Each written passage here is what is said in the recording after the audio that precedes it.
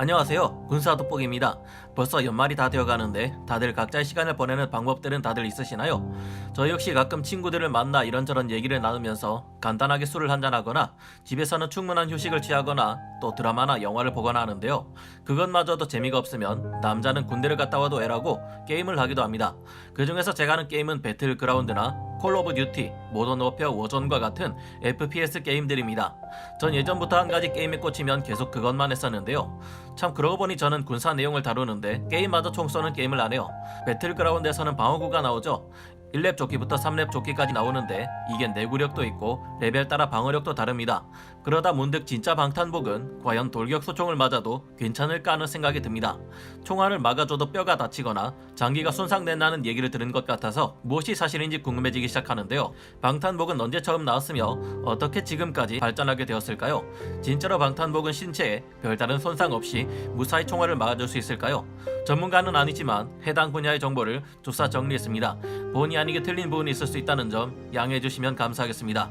방탄복의 탄생, 중세 시대에는 도검과 창, 활을 주로 썼기 때문에 이것을 막기 위해 철갑으로 이루어진 플레이트 아머가 생겨났는데요. 도검은 물론 화살도 막아낼 수 있어 말 그대로 미친 방어력을 자랑했습니다. 이러다 보니 커다란 검을 둔기처럼 사용해 두들겨 패는 지경에 이르기도 했습니다. 그런데 이런 장점이 있다면 당연히 단점도 있겠죠. 맞습니다. 단점은 바로 엄청나게 무겁다는 것이고 뛰기도 힘들어 기동력을 많이 떨어뜨린다는 점인데요. 여담이지만 볼일 보는 것도 힘들어서 갑옷 안에 실내를 하는 일도 있었다고 합니다. 총기 개발 이후 점차 제식 무기가 총기로 교체되면서 기동성을 방해하는 플레이트 아머가 도태되기 시작했는데요. 그러자 이제는 총탄을 막기 위한 연구들이 진행됩니다. 여기서 재미난 이야기를 하나 알려드리려고 합니다. 우리나라에서도 총알을 막는 방탄복이 개발되었는데요. 그런데 이때가 1866년 고종 3년에 있었던 병인양요 때입니다. 병인양요는 조선의 천주교 탄압에 항의하며 프랑스 함대가 강화도를 침범한 사건인데요. 총으로 무장한 프랑스군의 막강한 화력의 조선군은 속수무책으로 쓰러졌습니다. 이를 보고 놀란 흥선대원군은 외세에 대항하기 위해 신식 무기 개발에 착수하게 됩니다. 하지만 다양한 아이디어들이 시험대에 올랐지만 큰 성과를 거두지 못했는데요. 그런데 이때 탄생한 하나의 발명품이 있는데 그것이 바로 조선 최초의 방탄복인 면제배갑입니다. 이 면제배갑은 여러가지 소재를 시험해 본 후 구하기 쉽고 가공하기 쉬운 재료인 면포로 제작되었는데요.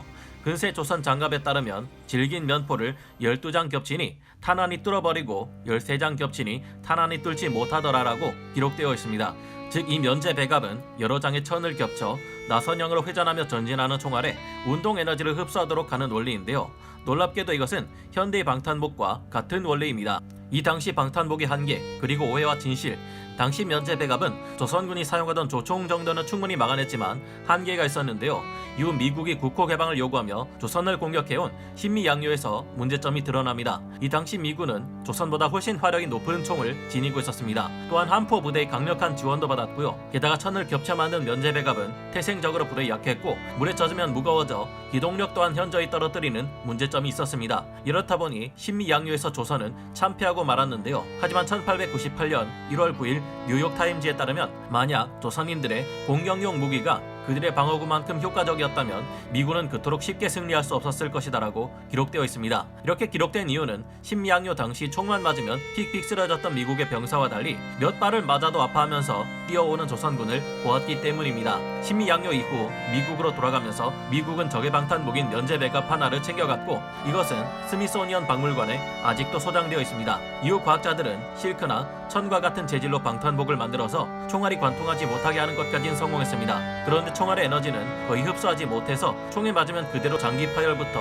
갈비뼈 골절까지 피해를 고스란히 입게 되는데요. 물론 없는 것보단 낫지만 저렇다 보니 총알에 직접 맞지 않아도 방탄복을 입은 상태에서조차 목숨을 잃을 확률도 그만큼 높았습니다. 이렇다 보니 방탄복을 입어도 소용이 없다는 말이 나오기 시작했는데요. 방탄복의 발전 과정과 현대의 방탄복 또한 1900년대가 되자 제1차 세계대전이 시작되었고 각국은 과거에 쓰던 방탄복을 입고 전쟁에 참여하게 됩니다.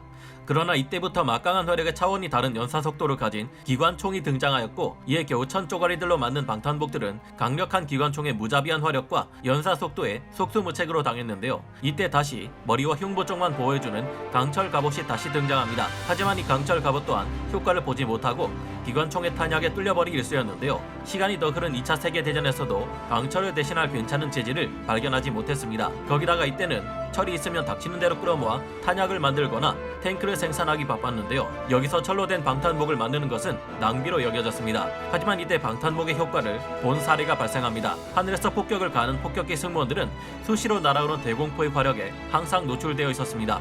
그래서 이들의 보호를 목적으로 폭격기 승무원들에게 방탄복이 집중적으로 지급되었는데요.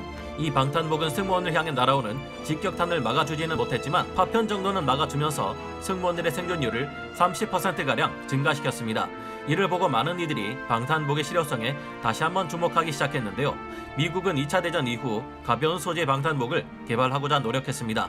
그 결과 새로운 강화 섬유를 개발하여 충격을 획기적으로 분산시키는 방탄복을 개발했는데요. 동시에 이 방탄복은 철로 만든 방탄복보다 무게도 대폭 줄어들게 되었죠. 이것이 바로 세계 최초로 보급에 성공한 강화 섬유 방탄복 M1952입니다.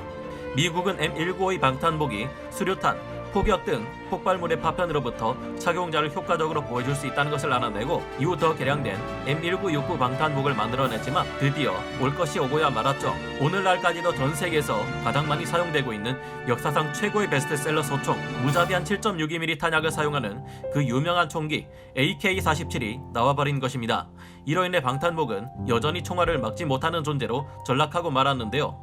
하지만 미국은 여기서 포기하지 않고 케블라라는 소재를 개발해냈습니다. 케블라는 기존의 섬유 재질과는 그 차원이 달랐고 섬유이면서 철보다 5배 이상 강했죠. 거기다가 무게는 플라스틱 수준으로 가벼워 기동성을 발휘하는 데 큰 이점을 주었는데요.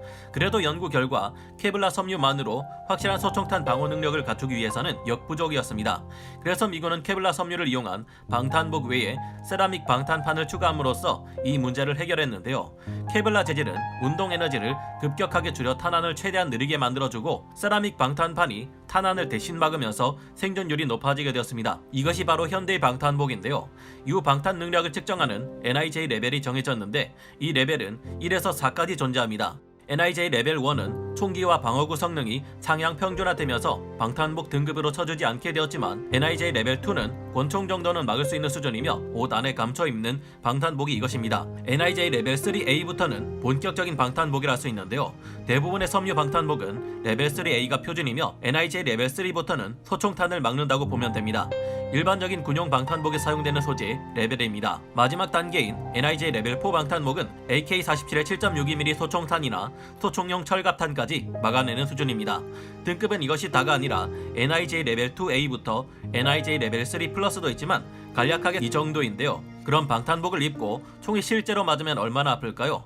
저도 직접 입고 맞아본 경험은 없어서 잘 모르지만 조사해본 결과 권총탄 정도는 맞아도 별 느낌이 없다. 그냥 툭 치는 정도라고 하며 소총탄부터는 아픈데 보통 피멍이 생길 정도이며 잘못 맞으면 갈비뼈는 부러질 수 있다라고 합니다. 오늘은 이렇게 방탄복에 대해 소개를 해드렸는데 어떠셨나요? 현재도 방탄복의 소재로 사용하기 위해 여러가지 첨단 소재들이 연구되고 있는 것으로 알려져 있습니다. 아직 상용화될지 여부는 미지수이지만 큰 충격이 가해질수록 오히려 이를 막는 능력 또한 강해지는 신기한 액체도 있고 특수한 거미에게서 뽑아낸 거미줄로 방탄복을 만드는 시도 또한 행해지는 것으로 알려졌는데요. 그런 반면 더욱 강력한 관통력을 발휘하기 위해 미국에서는 새로운 6.8mm 차세대 소총 탄환이 만들어지기도 합니다. 문제는 이 방탄복이나 새로운 탄약들의 가격이 어떻게 되느냐 하는 것일 텐데요. 미군과의 협동작전이나 기존 무기체계와의 호환성 등을 생각했을 때 탄약은 미군의 것을 따라가게 되겠지만 방탄복의 개발은 좀 더 자유롭겠죠. 우리 한국에서도 현재 나와 있는 방탄복들보다 획기적인 성능을 발휘하는 방탄복이 나올 수 있기를 바라봅니다. 그럼 군사돋보기 오늘은 여기서 마치고 다음 시간에 찾아뵙겠습니다. 감사합니다. 영상을 재밌게 보셨다면 구독, 좋아요, 알림 설정 부탁드리겠습니다.